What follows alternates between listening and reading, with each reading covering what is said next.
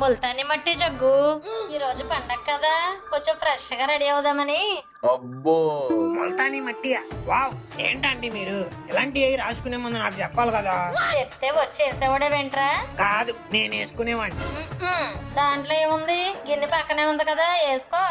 వేసుకుంటాం, మొహం కడుక్కొని వచ్చి. బొగ్గు గొబ్బెమ్మలు తెమ్మన్నాను ఏవరా?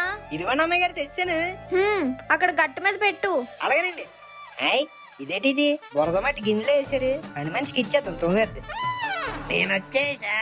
అబ్బా, ఫ్రెష్ ఫ్రెష్ ముల్తానీ మట్టి, పసుపు మరియు చందనం గుణాలు కరిగిన మట్టి.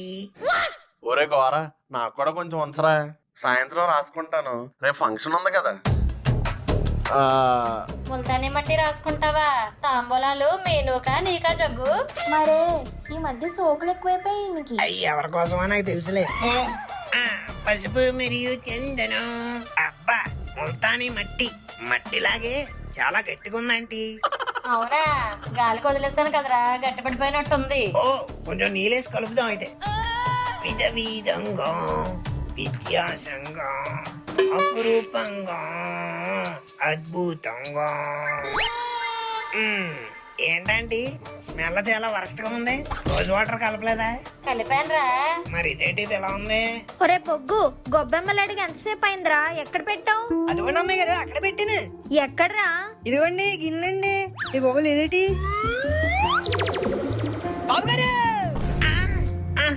ఏమైందిరా? గొబ్బెమ్మలు ఏంటండి మోహన్ రాసుకున్నారా? ఏం మాట్లాడుతున్నావురా? ఇది గొబ్బెమ్మలు కాదు, ముల్తానీ మట్టి. అది మట్టి ఏంటండి? గొబ్బెమ్మలు అయ్యి గిన్నెలు పెట్టాను కదా. అంటే నేను మొహానికి రాసుకుంది ముల్తాని మట్టి కాదురా, పేడ. మీరైనా చెప్పాలి కదా ఆంటీ. నాకేం తెలుసురా, అయినా నువ్వు ఆ మాత్రం చూసుకోలేవా? పేకేదో పేడేదో. It's my fault.